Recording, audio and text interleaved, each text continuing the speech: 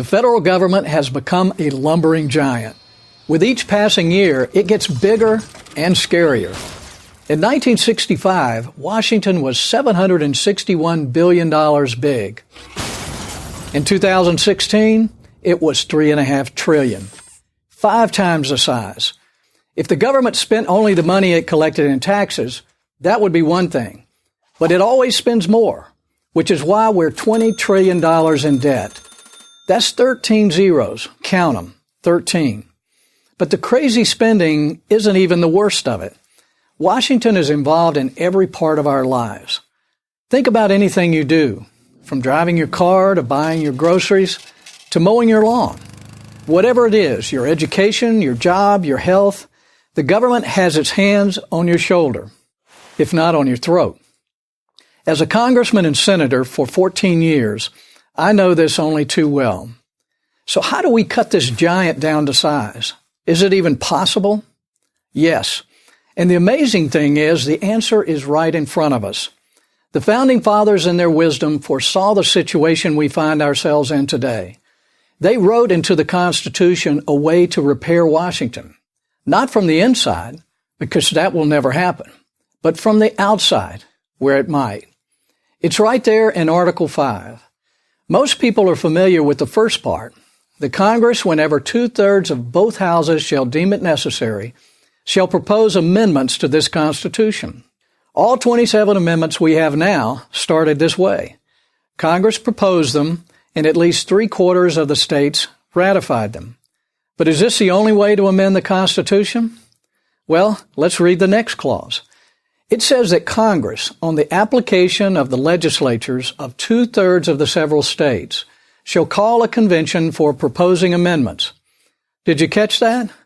Congress must call a convention to amend the Constitution if 2/3 of the states, that's 34 states, demand it. The time has come to demand it. The time has come to propose amendments that will restore meaningful limits on federal power and authority. The time has come for a convention of states. Here's how it would work.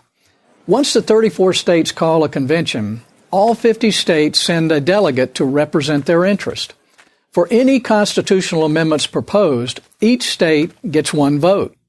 And an amendment only passes out of the convention and to the states for ratification if a majority of the state's delegates vote in the affirmative.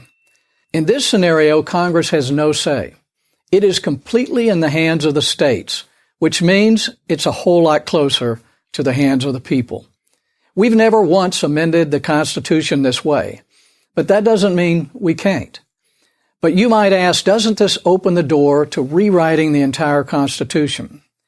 Antonin Scalia, the late Supreme Court Justice, acknowledged this risk, but regarded it as a minimal and reasonable one.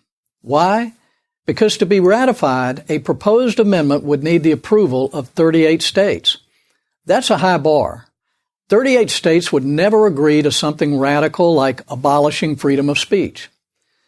The founders, Scalia said, knew the Congress would be unwilling to give attention to many issues the people are concerned with, particularly those involving restrictions on the federal government's own power.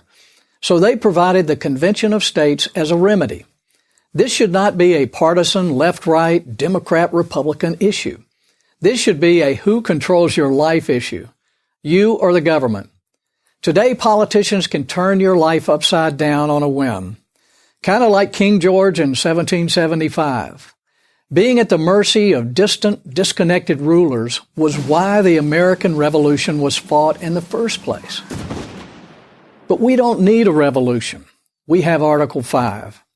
So what amendments might a convention of states propose to limit Washington's power? Term limits, for one, and no one should be in Congress for 20 or 30 years. The only people who disagree have been in Congress for 20 or 30 years. And how about a limit on taxes, spending, and borrowing? Since you began this video, the national debt has gone up $8.4 million. Here's one more idea. A constitutional amendment that Congress can't exempt itself from the laws it passes. Something it's done dozens of times, from insider trading to Obamacare. Now, I don't believe a convention of states will solve all of America's problems, but the founders put it in the Constitution for a reason. They knew a time would come when Washington would become so big and so intrusive that only we, the people, could cut it down to size. That time is now. I'm Jim DeMint for Prager University. Thank you for watching this video. Please help keep PragerU videos free by making a tax-deductible donation. To learn more about the Convention of States, visit conventionofstates.com.